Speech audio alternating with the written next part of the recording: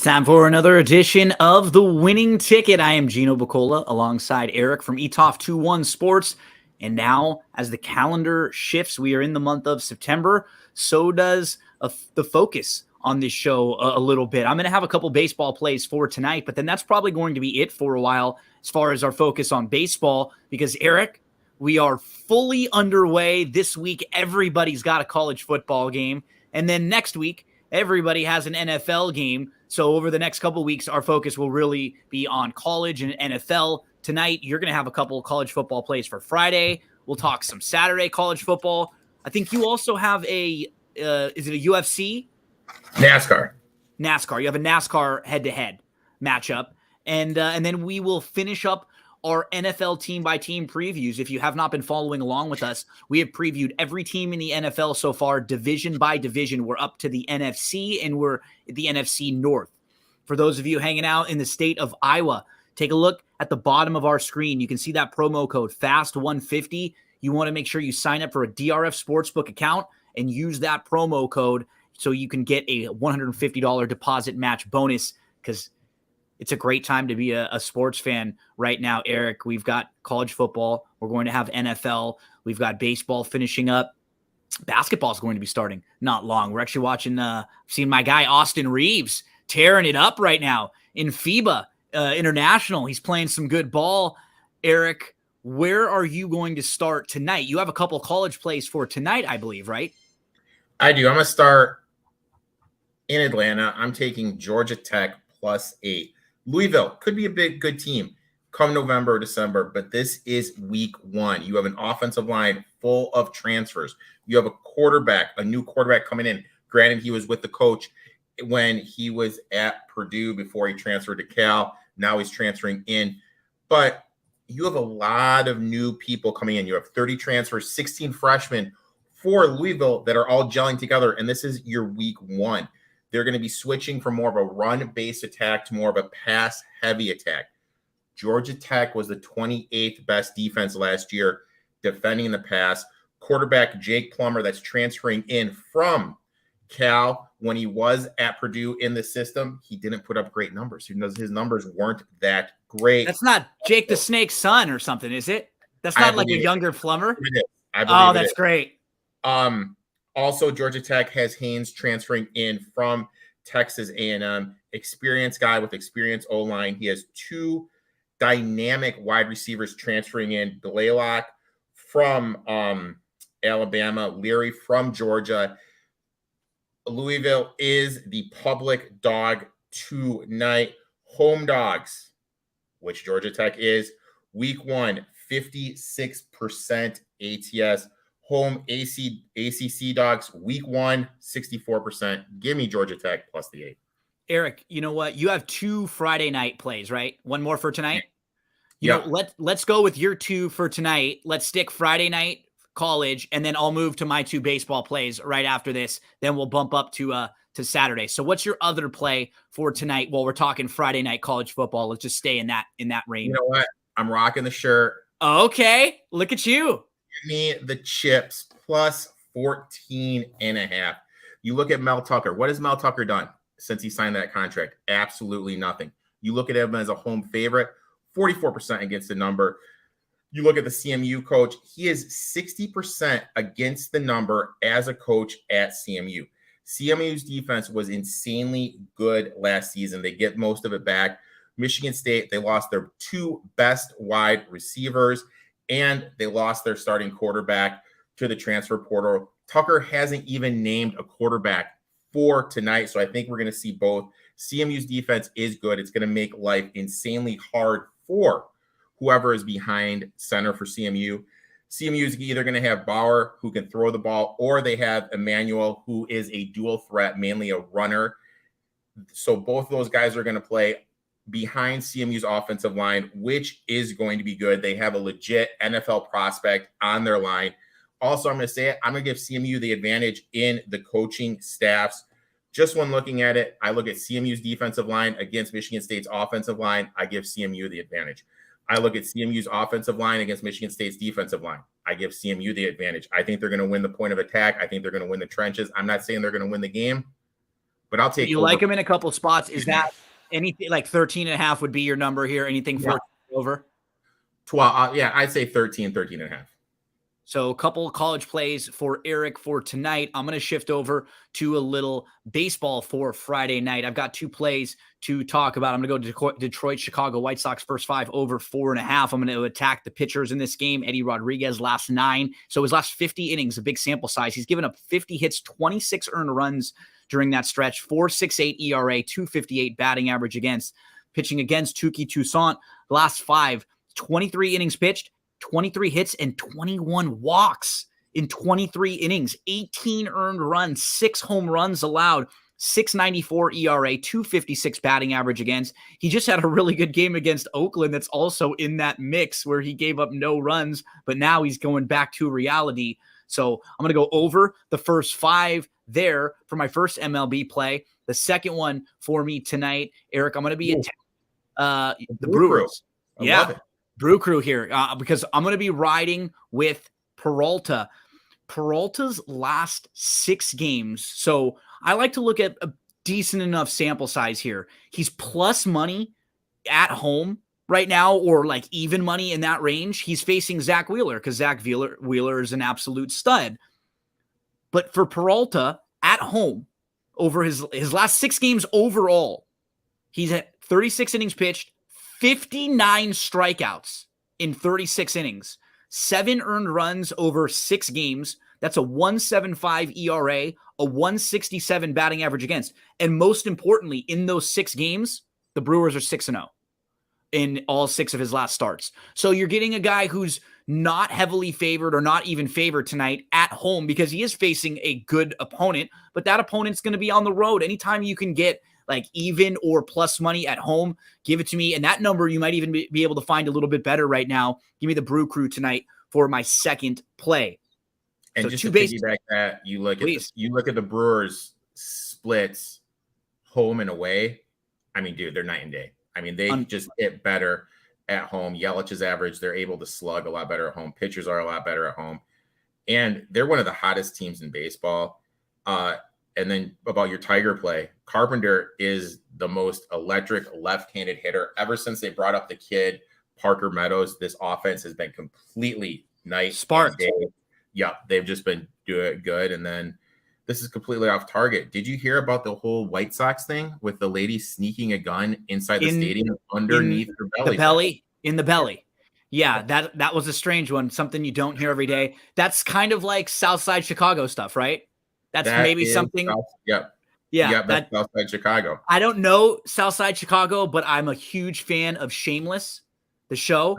Absolutely loved it. One of my all-time favorite shows. So in my head, I'm picturing something like that. Anything else for Friday before we move along to Saturday, talk some college football? No. Don't forget, if you want to get your plays in, head to DRF Sportsbook anywhere in the state of Iowa. Let your friends know, your family members know that are out in the state of Iowa. Football season's coming up. Make sure they're signed up and ready for a DRF Sportsbook account. Okay, Eric, where are you headed for Saturday college football? Looks like you've got, 2 college football plays and then 1 in NASCAR. I'm starting off. Give me my Jags, South Alabama +7. You also want to give a little sprinkle on the money line in this one. It is one of the most experienced team in the country. They're returning 9 on both offense and defense. This offense was 32nd in the nation last year, passing, 63rd rushing. They're going to be able to take advantage of this Tulane defense. Tulane is missing guys that went to the league. So that is a huge drop. This isn't a 2-year starter that just kind of left and now is just in the work field. This is someone that is playing in the NFL. And with how explosive this Jags offense is, they're going to be able to take advantage. This is basically the same team that went to UCLA last year and lost 32-31. Flip side, Tulane has only 5 starters back offensively, and they lost all-world running back Spears. We've seen what Spears has done in the preseason. He's going to be a big part of the Titans' offense, and what he was able to do last year in the return game, in the passing game, in the rushing game. Anytime this team needed something big, they went to Spears, and I really think they're going to miss. Yeah, I don't like him. I don't like him. think they're gonna miss him. And a lot of people are looking at this. Okay, we get a group of 5 going against Tulane, which did they beat USC? I don't even remember if they beat USC. Yeah, that's why I said, I don't like him, because he was nuts. Yeah. This is a team that won the American Conference, that won their bowl game against USC. Oh, so this is South Alabama. They can't be good. This is one of the better Power 5 teams out there against a Tulane team that is losing a lot. I'm going to take South Alabama here plus the 7. I'm also going to live a little sprinkle on that money line plus 210. In that game, they scored 16 points in the final 4 minutes of the game against USC. Teams had been 1,692 when trailing by 15 points or more with 5 minutes or less to go in the fourth quarter. So there had been one time in 2020 when Texas came back to beat Texas Tech. Other than that, the last 1,692 times when teams were down. They were due. They were due. No, but like your point is very valid. They lost a ton. That was a good team last year that had all this emotion and all that it built up a huge turnaround. And now it's sort of like not starting over because they've got momentum to build off of, but they're not the team from last year. No. And you can find some offset lines just because people betting the name and not necessarily betting exactly what they have. Okay.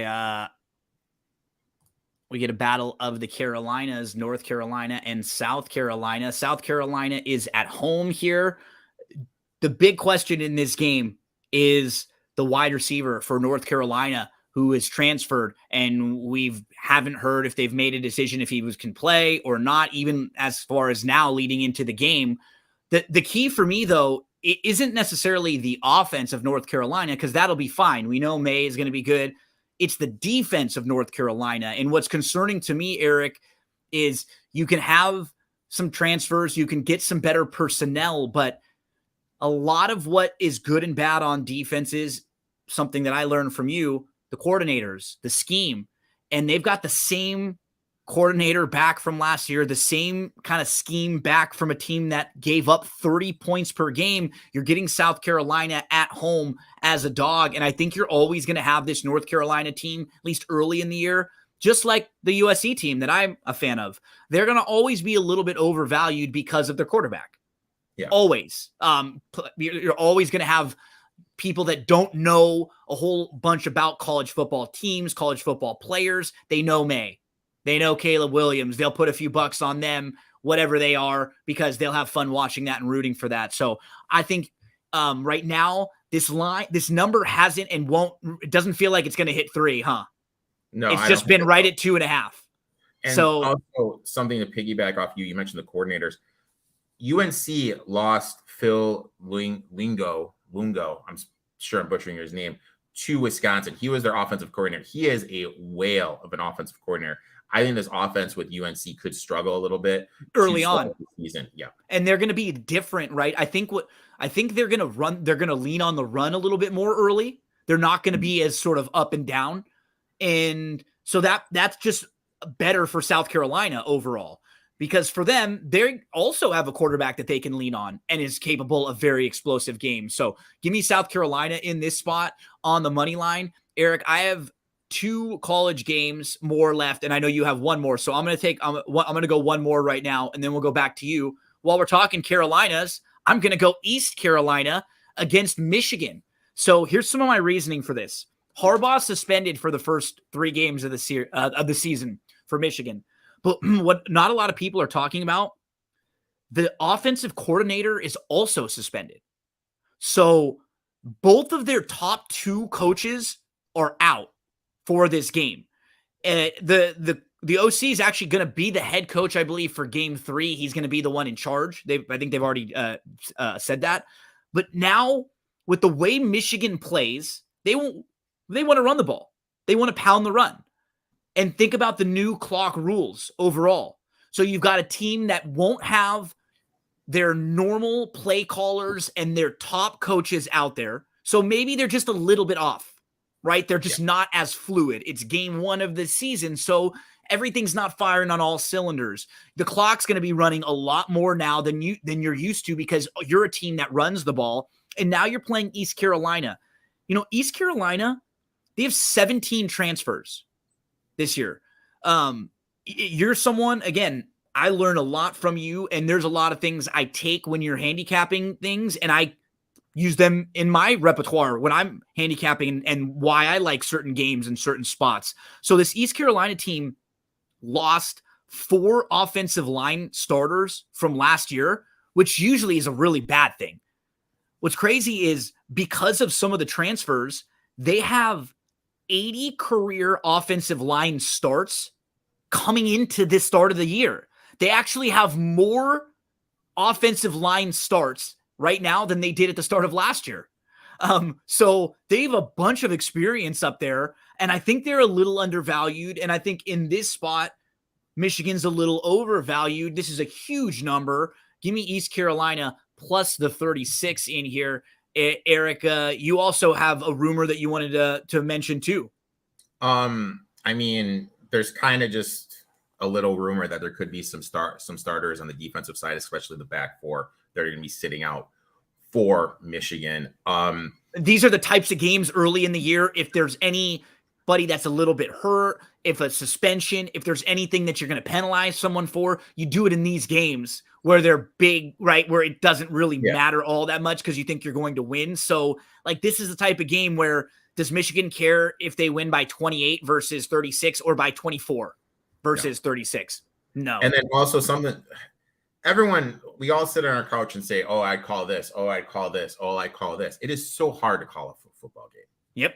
And you have someone in there calling plays for the first time, and coaching for the first time. There could be a little hiccups. Is the talent gap great? Yes. Huge. But if Eastern Carolina gets the 14, they're covering the number. Yeah. So 2 plays for me, South Carolina and East Carolina. I've got one more football play, but mine actually is going to be on Sunday. So you've got one more for Saturday, right? Yep. I am going to the mountains, but I'm going to Wyoming. Give me Wyoming plus 14.5. Everyone talks about elevation. People forget that the elevation in Wyoming is over 7,000 feet. With how big this offensive line is and how they're going to look to run the ball, I just really think this defensive line of Texas Tech is going to get tired out with how the game is going to be played, and the elevation is going to play a big part. Texas Tech also lost Wilson, who was a top, 5'6" in the draft. He was their best defensive lineman. So you're losing your best defensive lineman. It's a team in Wyoming, which has Presley, who is the best quarterback that they've had since they've had Josh Allen. Also, they have a transfer coming in, Farley, dynamic back. They're just going to lean on him. They're going to run. I really feel they're just going to win the point of attack on the offense. With the running clock, they're going to limit how much Texas Tech is going to be able to have the ball. And in a game like this, when I get a team where I think there's going to be limited possessions, I'm getting over 2 touchdowns. Absolutely. I'm going to take Wyoming. They have 10 starters back on defense, one of the better defensive units in the whole, not in the Mountain West, but in the whole country last year.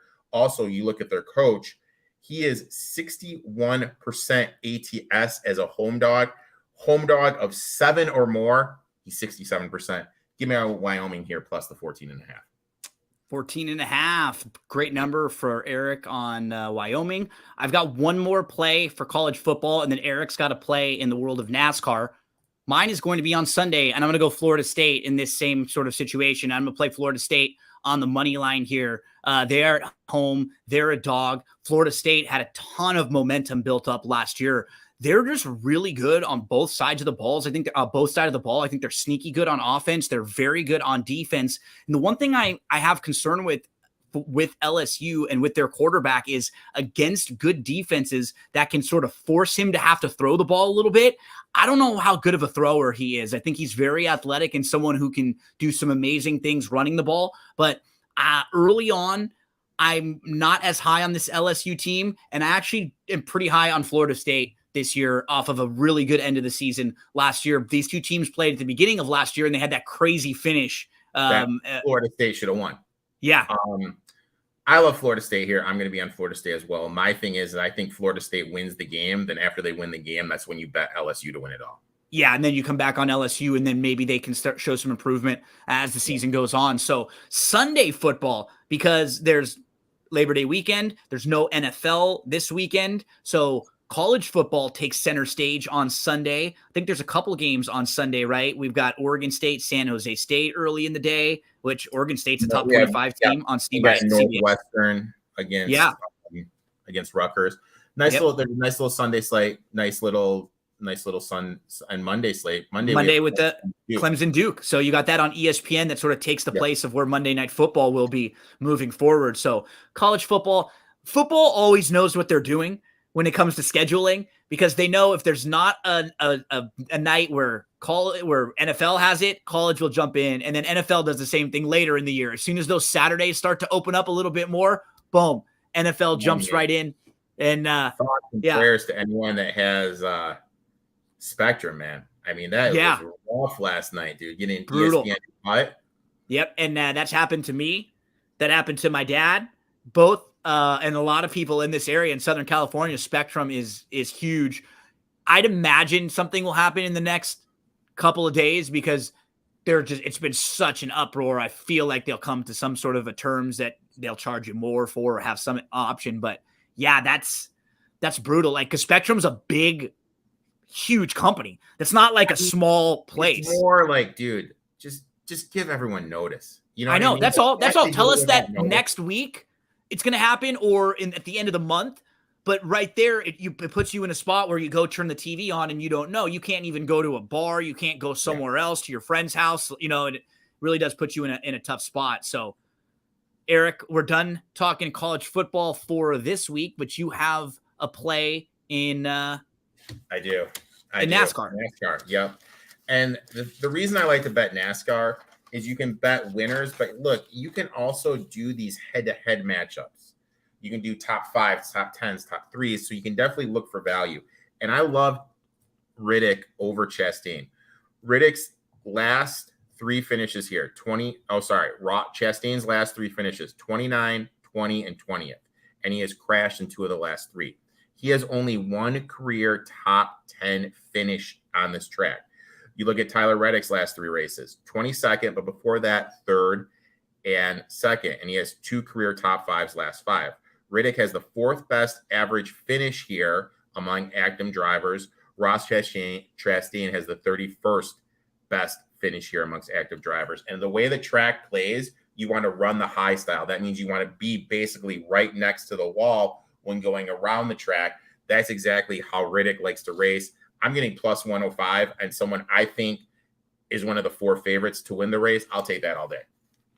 So, covering a lot of ground. We got some baseball for you. Got some college football for Friday, college football for Saturday, college football for Sunday, and some NASCAR there. Let's turn the page, Eric, to NFL team previews. We'll talk some futures and maybe some props that you can play, because NFL season starts next week. At this point, next week, we'll already have had a game on Thursday. Yep. So we'll already have a little bit of a sample size to judge. And then next week at this point, we will be previewing, and we'll probably give out maybe 3 to 5 college games and then 3 to 5 NFL games or plays each week. So that'll be sort of the format of the show moving forward, because we won't have anything else to preview now that we are done with our previews. But we're not there yet, Eric. We do have the NFC North to get into, and this is your favorite team.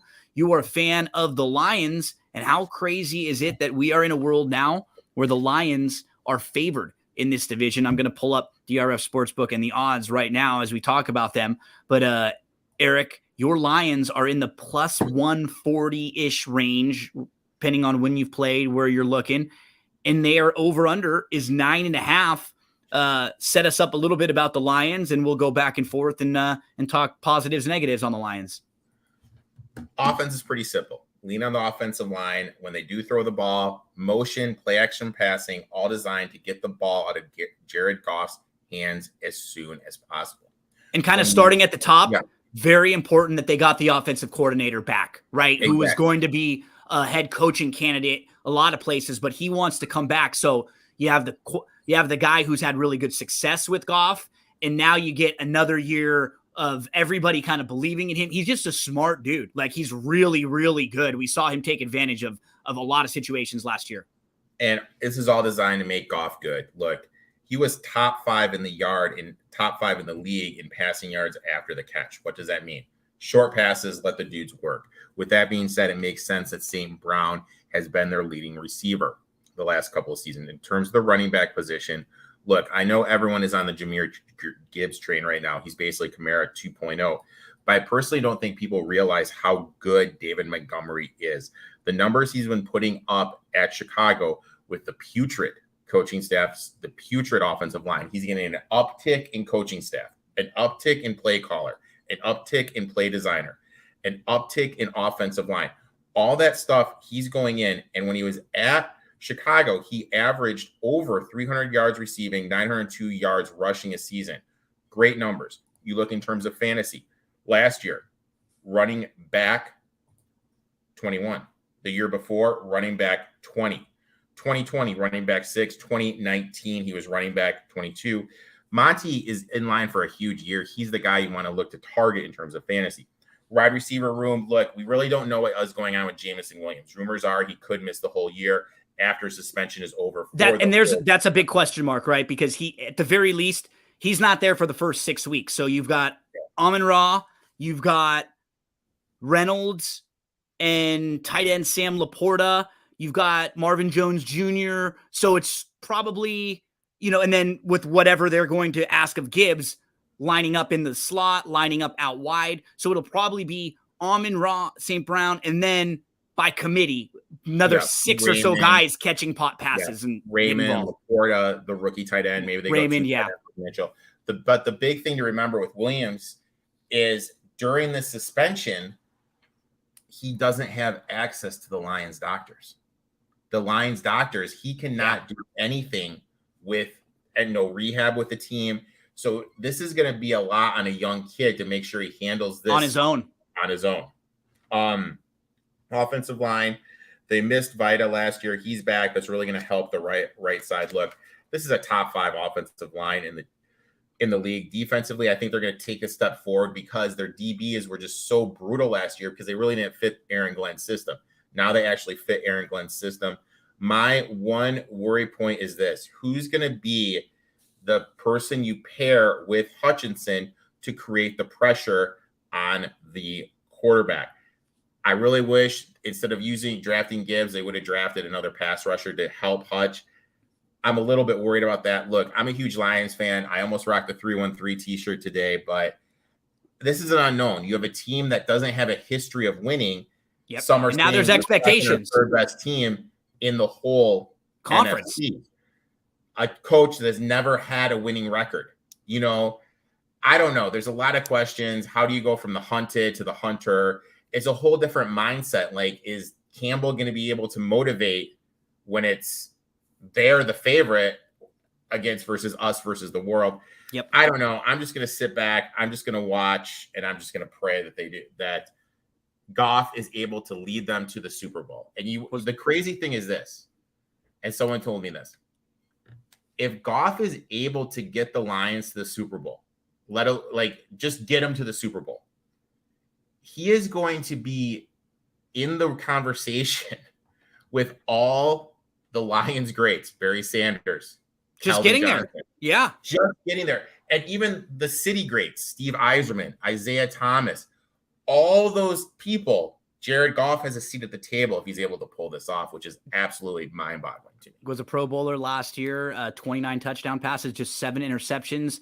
Lions' final 9 games of the year, 15 touchdowns, no interceptions.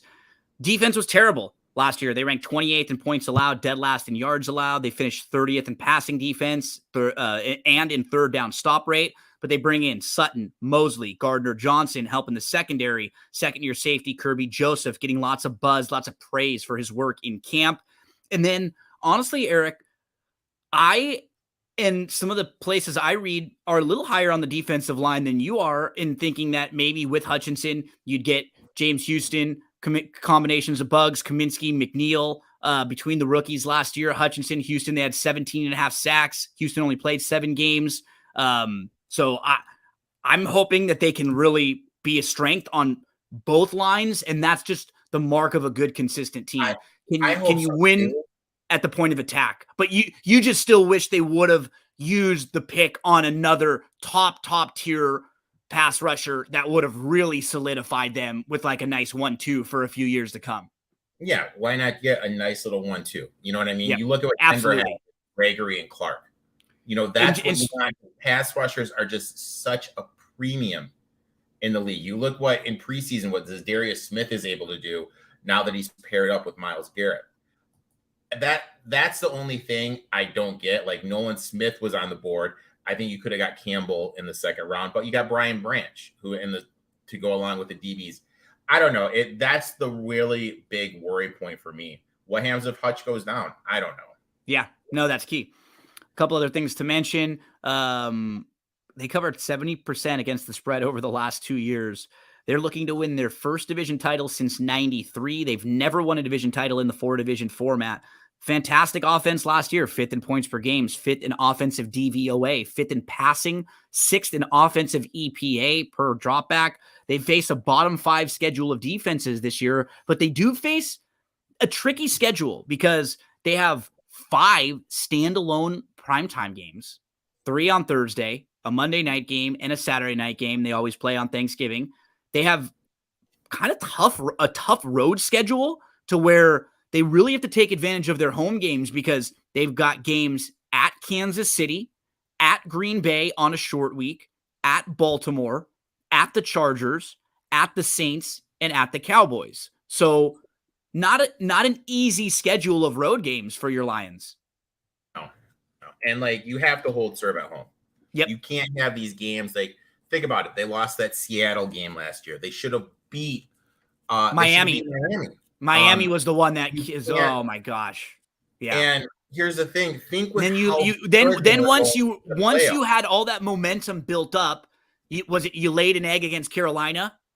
Yeah, you laid. Was that the game too? Yeah. Like you had all this momentum built up, and then you lose to them, and it put you in the spot where you needed other teams to lose to get into the playoffs, right? You lost control of your own destiny.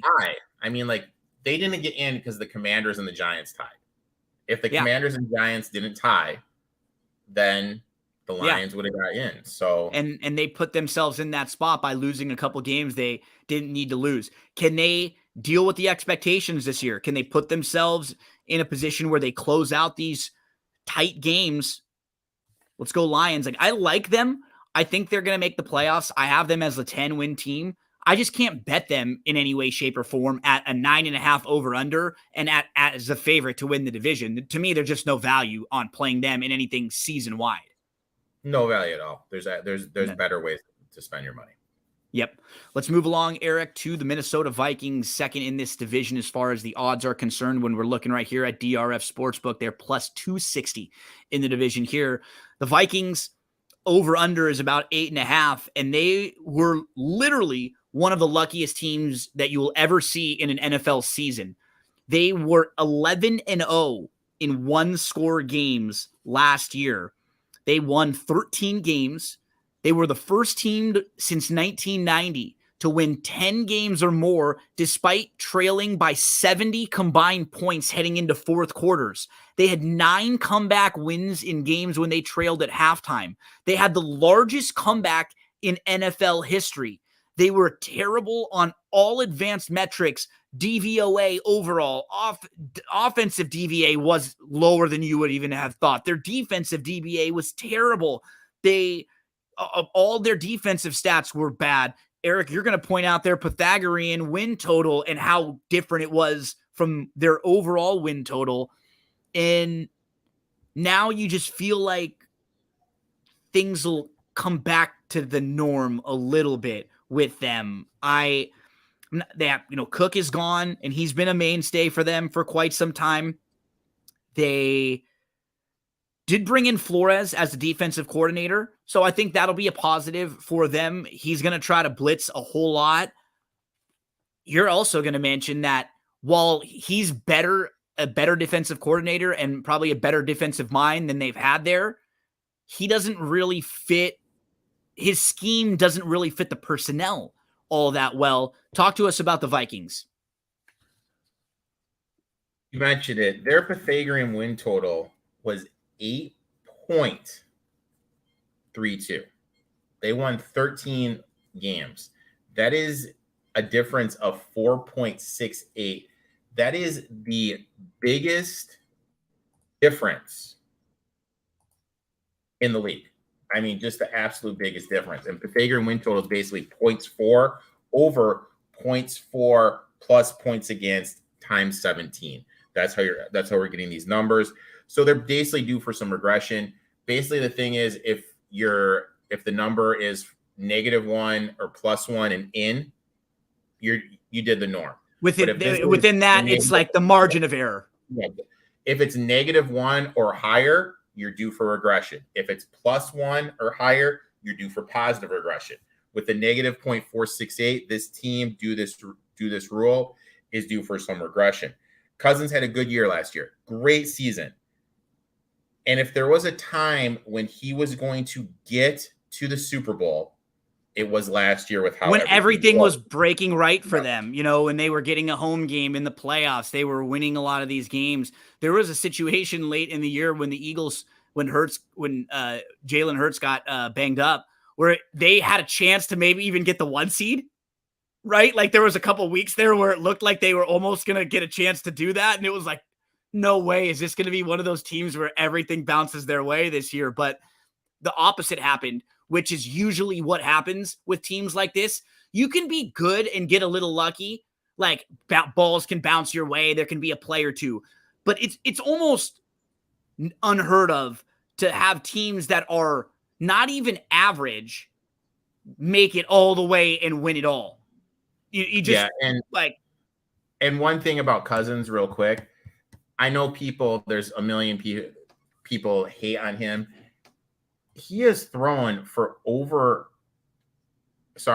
between 2015, since he took over as a full-time starter, and to last year, his lowest yardage was 3,600. Every other year, he was over 4,000 yards passing. In terms of touchdowns, his lowest touchdowns was 25. So, I mean, this guy constantly puts up some good numbers. If you get late in a league and you miss out on Justin Jefferson, taking a punt on Kirk Cousins, if you miss those top quarterbacks, maybe not a bad idea. You mentioned Cooks being gone. Obviously, Madison is taking over the backfield, and one would think, hey, he's going to be in line for a good year.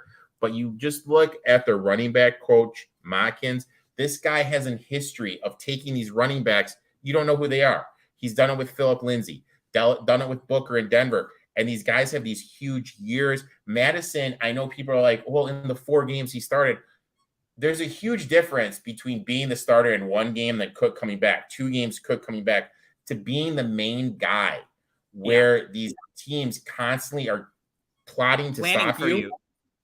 And you take 20 to 30 hits per game.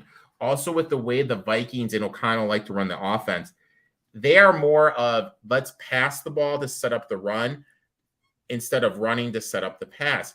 And that is evident, but you just look at last year. Last year, they played 1 full game more. They had 40 less rushing attempts than the year before. This team doesn't run the ball that much. I really think we're going to see Chandler and McBride cut into Madison. I'm going to play this under 900.5 yards rushing for them. In terms of their wide receivers, look, you got your boy Addison from USC, but I really think it's going to be Hawk that's going to be the number 2 wide receiver, 86 targets in 7 games. So I really think he's going to be the guy. Offensive line, solid on the left side with Darisaw in Cleveland. Right side, especially Ingram, complete train wreck. You mentioned Flores looking to blitz. They're going to need to. They were bottom 10 in the league in blitzing. Terrible. But what people need to realize is when a team blitzes, what does that do? One-on-one in the back leaves you on an island. One-on-one with these DBs. Who's their lockdown DB? Who's the guy that can lock someone up? So with that being said, when they play a team with an explosive wide receiver to start the year, I really think we need to look to attack them. DFS games. Yeah. I really think we need to look to do that. I think because they have a good enough passing game now, like you mentioned, with Jefferson, with Hawk, even with the addition of Addison, and now you've got Cousins, who's underrated. They'll be a fun team that might be in some high scoring games or in games where there's a lot of yards, a lot of fantasy points scored. Exactly. And I mean, they're doing the Bucs game one. I mean, I'd look at Mike Evans and then I'd stack Mike Evans with a Kirk Cousins in week one. And then week two, you get Philly. Week three, you get the Chargers. Like all three of those games could be at least, they could score maybe 3 touchdowns in those games and their opponents could score more than that or in that range, Exactly. But I mean, this is kind of like you want to take advantage of it before the market kind of adjusts.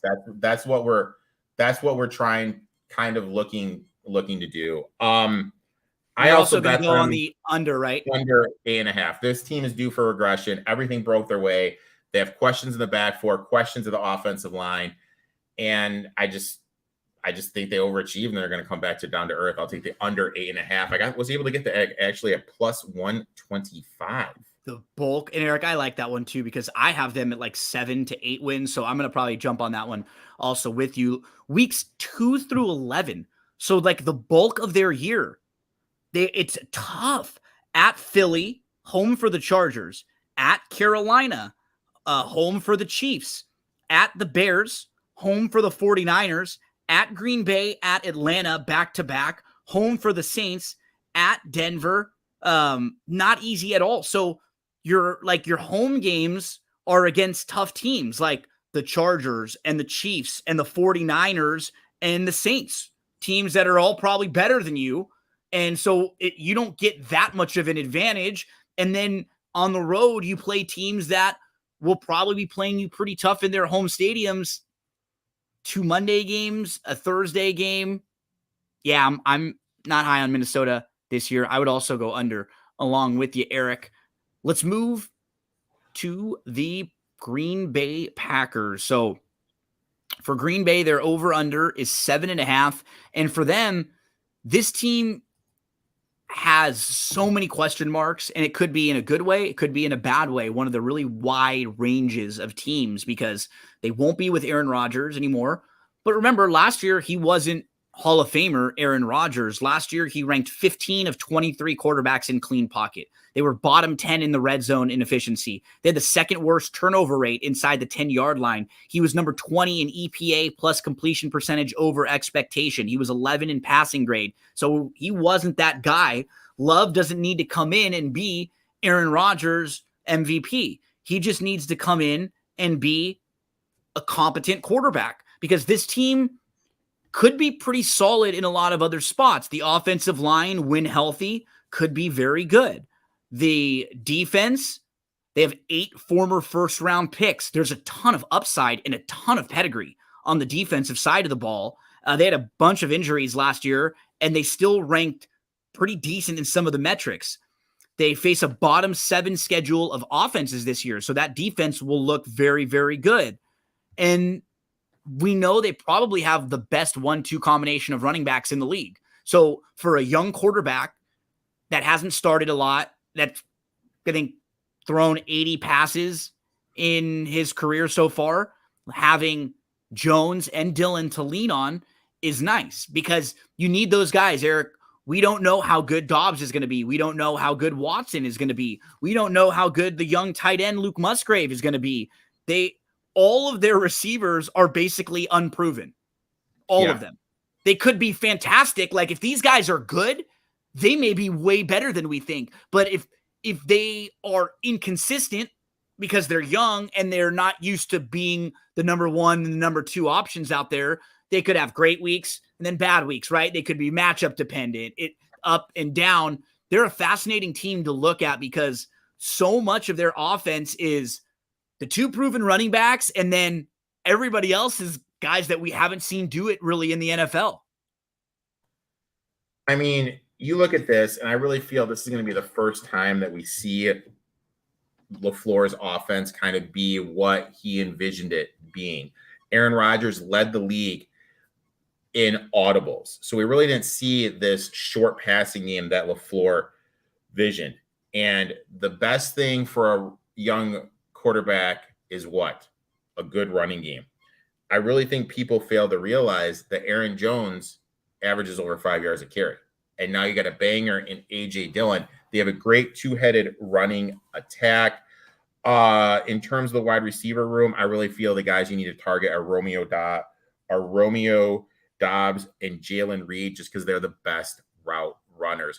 So Eric, while you're just while you're saying that, that's my play. I only have one play in the division, and it's Romeo Dobbs over 550 yards. Early in the year, he was the guy before he got hurt who was actually making waves. Watson, overall, some of his metrics are unbelievable because he had a couple huge games and some big plays, but he was a little less consistent overall. He might be more of a up and down, and I think Dobbs might be the more consistent play. I agree 100%, just because he is the better route runner. And more possessions, right? Yeah. Like shorter stuff for him. Yeah, more possessions, more underneath stuff, not the guy that's going to stretch the field. And different. Think about the difference between last year and this year, right? What was Aaron Rodgers fantastic at? The deep ball, taking deep shots, holding on to the ball, finding something when no one else would find it. They're not going to ask Love to do that this year. They don't want him to do that at all. Like you're saying, this is going to be a LaFleur offense tailored to the running game, to making life easy on the quarterback. 100%. 100%. And then also in terms of their defense, they drop people in the coverage. They don't blitz much. They're going to need to be able to create pressure without blitzing. I don't know if they're going to be able to do that. I'm really worried about this team. I don't know what to expect. Me neither. They're the team with the highest, what is it? Floor, lowest ceiling. Margin. Yeah. The widest margin of the widest range for where they could be. Like, if you told me they're like a 5-win team because they struggle, wouldn't shock me. If you told me they're battling for a playoff spot in a weak NFC, because a lot of these guys hit, they've got young blue chip talent. But it's one thing when you're on a team of veterans and you've got like 1 or 2 rookies here and there. This team needs all of these guys to step up and produce right away. And they may be able to. Like, they might be good enough, but it's a lot when you're counting on so many unproven players all simultaneously. That's what makes it tough. They have 2 road games to start that probably, I mean, they're like, it's basically a pick 'em in week 1. I think it's like they're like a 1 or 2 point underdog at Chicago. Then they go at Atlanta to start. Then they come home for back-to-back games. They play the Saints and the Lions. They go at the Raiders. There isn't one game in there where they're playing any of the teams that are projected to be the best teams in the league. But all of those games are kind of difficult because you have 3 road games, and then the 2 games at home are against the 2 toughest opponents. So, I mean, I could literally see them being 1-4, 2-3, 3-2, maybe. I don't know if they'd be better than that, but really fascinating team. Really fascinating team. Another tough stretch at Pittsburgh, home for the Chargers, at the Lions, and then Kansas City. They also play at the Giants right after that. That might be 5 straight losses. Pittsburgh, Chargers, Lions, Kansas City, Giants. They could be 5 playoff teams right there, all in a row. Absolutely brutal. And I know Chicago's kind of the quote unquote trendy team right now, and a lot of people are giving them out. I do look at some trends. Trends aren't everything, but they do open your eyes up to stuff that has happened in the past, and especially in week 1, just because a lot of the stuff in week 1, what is going on? People are betting, what's the word? What they think, what they're being told, the narrative in the meeting, the whole 9 yards. Home divisional favorites, week 1, such as the Bears are. Do you care to guess what that percentage number is? 41. Close. 44. Low. So, it's good ROI if you go against it. So I don't know. With that being said, something I'll definitely look to go into is probably the Packers week 1. Yeah. And a team that I'll probably will play week to week late in the year. If they're a young team, this team could be really improved down the stretch. Oh, really 100%. improved. Like give Love 7 or 8 starts, give them the bye then to go figure some things out, make some adjustments on what's been working for them. Once they have the bye, like they could be a good team coming out of a bye. Coming out of the bye, just okay, hey, let's put Watson here, Dobbs here, Musgrave here. Like they'll be able to figure out what's working, what's not, where to best put these players in position to succeed. So I'm not down on them overall as like them just not having any chance. It's just I got to see some of it first with them. Exactly. Because it's so unproven. Let's get to the Bears to finish up the NFC North, Eric. Their over-under is 7.5. They are a team that's getting a lot of buzz. And what's nice about them, last year they had, I think, one of the biggest dead cap numbers in history. And a lot of that's off the book. So they're going to be having players on their team that they're actually paying and that will be contributing for them.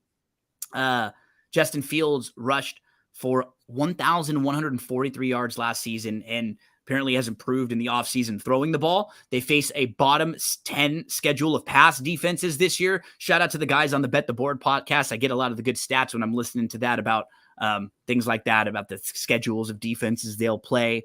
They bring in DJ Moore to help out. He had 3 consecutive years of 1,100 yards. He should really help them. What he's good at is getting open.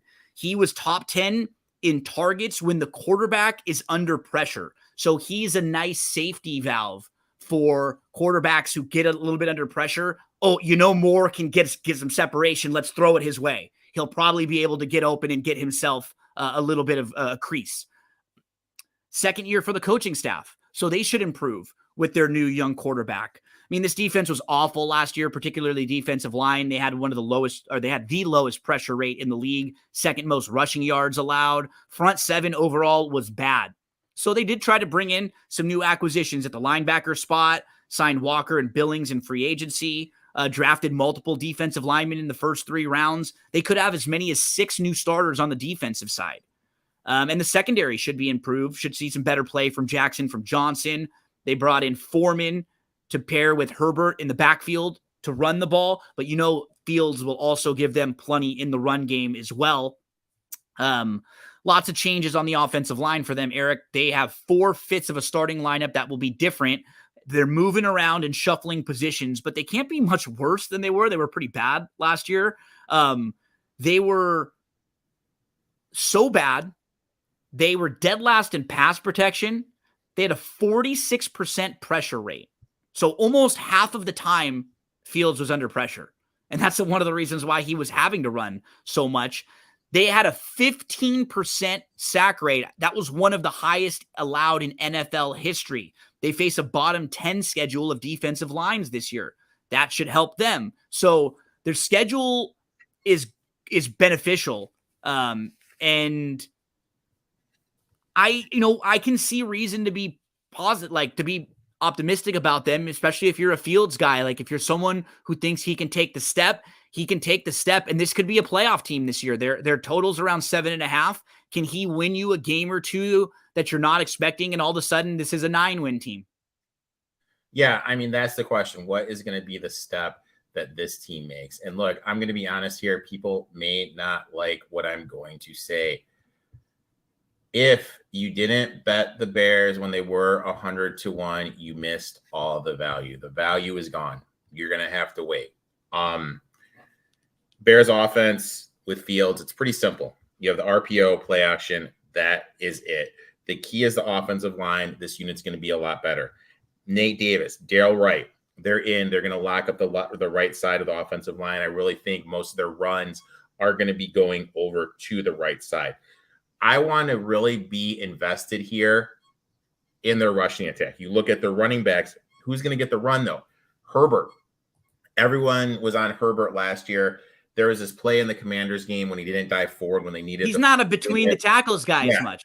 I just don't like him. They have the rookie Roscoe Johnson from Texas who backed up Bijan Robinson. Dude, you're a backup in college. Now you're going to be a starter in the league. And then they have Foreman, who I like. I want to be invested in this running game. I just don't know how it's going to look. Maybe they bring in Kareem Hunt, who's still out there, just because I really feel that if this is a game where Fields is throwing over 23 passes, this game is off script and it's not the game they want to be in. And I think that Eberflus is a smart guy and realizes the defense really isn't where it needs to be, and they're going to play a lot slower and run the ball more. Gibson was their best pass rusher, the guy that faced the most double teams last year, the guy who had their most sacks. He unexpectedly got cut. No one saw this coming. So now you lose your best guy at creating havoc. Are you going to be able to create havoc? Dexter, we really don't know. Can he become that run stuffer? I know people are making a big deal of the linebackers that they signed. That's 1 year production. It's not like this is something those guys were doing year after year after year. Look, the Pythagorean win total says they should take a step forward. They were 5.09. They finished 3-14, 2.09 difference, second best in the league. Based on that, I have to just bet the over 7.5. Get to the 8. Obviously, this is a number easy to hedge out on if stuff hits the wire, but I really think if they're going to break out with how down the NFC is, this is the year. I love the start to their season because they play at home against Green Bay. They're a slight favorite in that game. Then they go at Tampa. So Tampa is projected to be a really bad team this year. Then they go on the road. They play at Kansas City. So that'll be a tough game in week 3. Following that, they come home and they play Denver. They go at Washington, come home for Minnesota, home for the Raiders. A lot of winnable games there early on. Like, can you win 3 or 4 games out of your first 7? Maybe you lose at Kansas City. Maybe you lose one more there on the road. And all of a sudden, the Bears had a good start to the year last year, right? Were they 2-1 to start? Yeah, right? They had a good. So Fields, can you take the next step forward? You bring in more. You have Claypool there. You have Kmet. You also have Mooney. Much better wide receiver room. On the flip side, you always have to look at two sides of the tail. Let's say that Love is something and they lose 0-1. Yeah. Now you go on the road. Weather's been crazy. Let's say it's a hot day in Tampa Bay and you lose that game. And now you're 0-2 heading to Kansas City. Going to Kansas City. And then after that, then you have Denver. Then you go on a short week to play Washington. If they don't take care of business early, those first 2 games, could be a long year. You could kind of see the wheels slowly falling off and Eberflus kind of being in a little bit of a hot seat. And then if, let's say, the Bears have another bad season with the quarterback talent coming out, you have the top 2 guys in May and Caleb Williams. Then you have those second-tier guys, Jefferson at Arkansas, spacing Rattler, guys like that. Did the Bears move off of Justin Fields? You know what I mean? Like, because then he's going to need a contract extension. So it's kind of like it's a big year for them. Those first 2 games, now you're 0-3. 0-3, and you play Denver, who's going to be good. He showed he has talent. Now it's got to translate into more wins. Yeah. It just has to this year. They have to be right around that win total, right? Like they have to be like close to an 8-win, 9-win team to show that they're progressing. Yeah. And I mean that at Minnesota on Monday Night Football, 2 Thursday night games. They have weeks 2 through 5, 3 out of 4 games on the road. It's just, there's just some stretches on the schedule that are quote unquote worrisome.